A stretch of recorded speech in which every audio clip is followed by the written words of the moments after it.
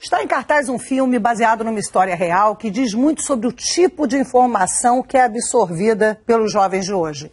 Em Bling Ring, a gangue de Hollywood, adolescentes obcecados pela fama e também pelas grifes usam a internet para colher todo tipo de informação sobre as celebridades da vez.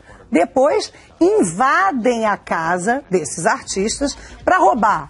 Roubam roupas de marca, joias, acessórios, tudo que os aproximem de seus ídolos, dos seus ícones fashion.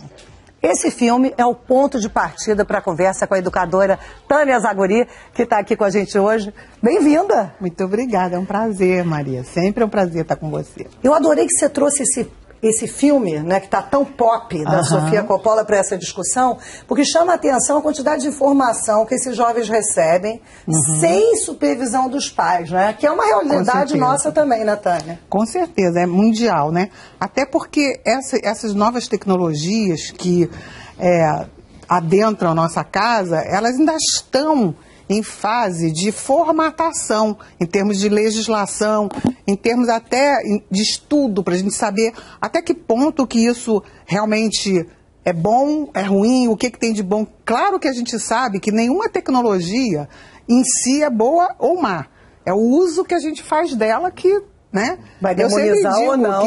Pois é, por exemplo, ontem eu estava na Bienal, a gente, numa mesa discutindo essa questão, alguns escritores, né, dizendo, eu não uso.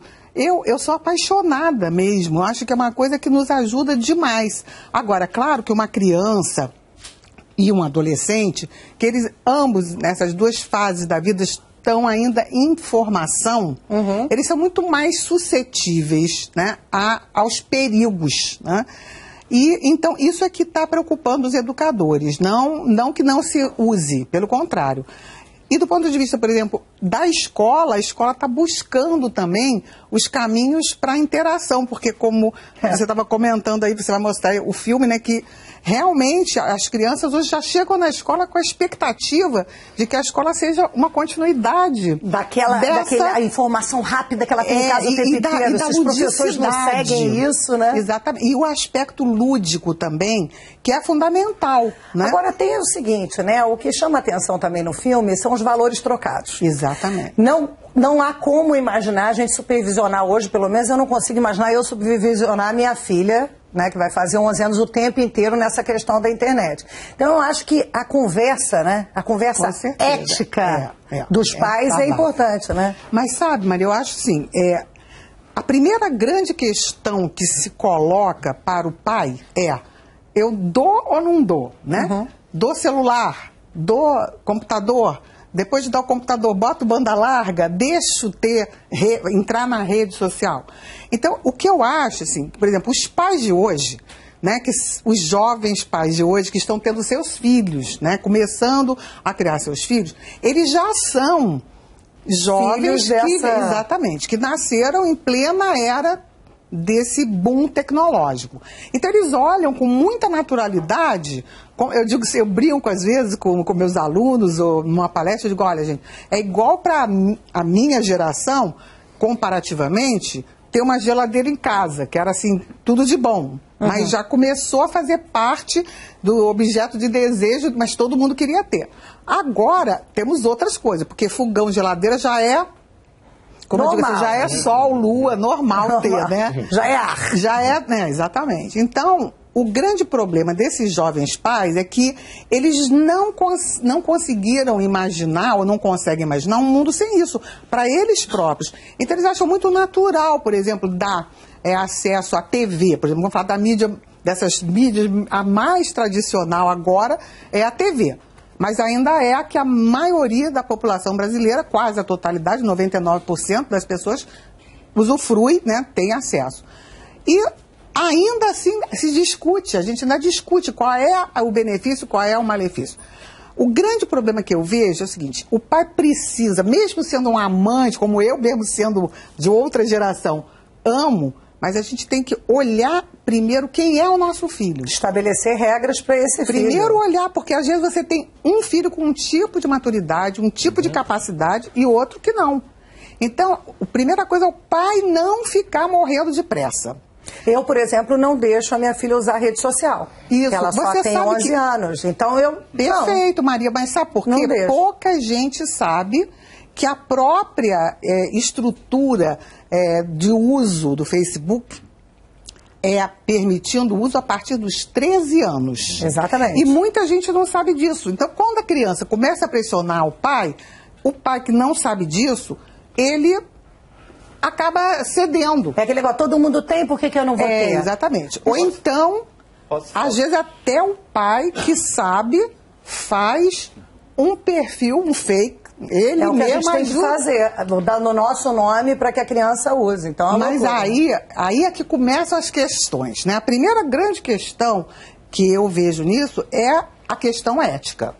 Quando um pai decide fazer um perfil fake, quer dizer, que ele está mostrando para o seu filho que ele é capaz de fazer uma coisa que burla a legislação, pelo menos a interna do Facebook. Pelo menos a regra interna da rede social. Mas é preciso que se diga que nos Estados Unidos isso já é uma lei, e essa lei está válida para quase que o mundo inteiro. Alguns países, por exemplo, como a Espanha, agora aprovaram leis até postergando isso. Na Espanha agora é 14 anos. Então, quando um pai diz assim, não, o meu filho quer muito, eu vou fazer. Aí a gente volta para aquela velha questão do livro Limite Sem Trauma, que eu até vi no programa teu, né? Eu até trouxe um para você, que 90ª edição saiu, eu queria te trazer para comparar depois. Deixa eu te interromper, então, para falar justamente da Pamela Vieira, que está falando da questão dos limites, e justamente citando isso. A gente isso. entra nisso. Ela fala, olá Maria Beltrão, não poderia deixar de enviar um comentário para a Tânia Zagoria, afinal ela esteve presente na minha educação. Lembro claramente dos livros dela circulando aqui em casa e não tenho do que reclamar, porque tive uma infância muito feliz, limites, sem trauma. Porque já no começo dos anos 90, quando todo mundo estava pregando aquela liberdade total, independência dos filhos, a Tânia entrou muito nessa questão da necessidade dos limites. Que sejam esses limites, até que ponto a criança pode ir dentro da internet. Por que os limites são tão importantes? O que os pais permissivos demais podem acabar acarretando de problema para os filhos? Bom, por exemplo, no filme Bling Ring, né, que a gente citou aqui, quando vocês me convidaram para vir aqui, eu tinha acabado de assistir ao filme e eu estava realmente, assim, muito bem impressionada pelo filme, né?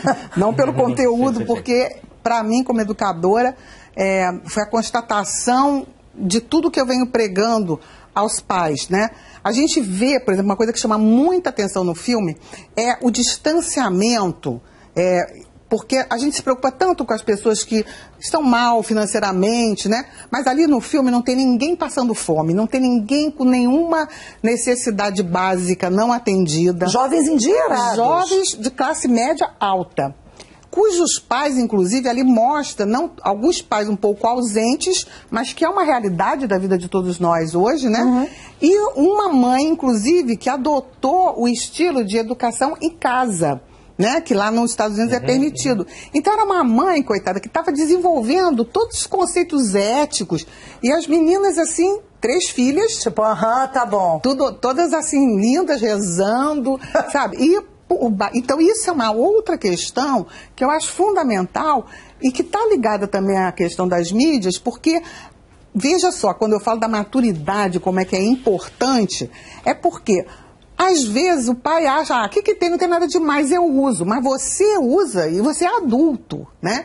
Então a tua percepção do perigo é totalmente diversa da percepção de uma criança, que é totalmente ingênua. Os meninos, no caso, não que eles estejam isentos de culpa, porque eles sabiam que estavam fazendo coisas erradas, afinal de contas já eram, inclusive... Não eram adolescentes de 14 anos, eram 18, né? 19. Foram presos no final, então, condenados. Então, quer dizer, o final é triste, né? Tem uma passagem no livro, inclusive, que se fala sobre isso, porque um dos rapazes, eles roubavam tanta coisa, levavam para casa, e a autora do livro que deu origem ao filme perguntou para ele, seus pais não reparavam que você chegava, tinha tanta coisa, tanto objeto de valor, roupa, joia, computador, e eles distribuíam, eles vendiam para uma linharia, né? Porque eles queriam se ver livres daquilo, né? Porque a maioria era para uso próprio. Usava, né? E postava no Facebook. Postava imediatamente no Facebook, a bolsa nova da Grifotal, que eu roubei. Aí a gente chega na questão da ingenuidade. como que uma pessoa de 17 anos que rouba, eles sabiam que estavam roubando, Claro. Mas aí é que também entra outro aspecto. Esse filme é muito rico. Eu até aconselhei no Facebook, todo mundo, todo pai deveria ver, todo professor deveria levar para a sala de aula para discutir, porque é riquíssimo.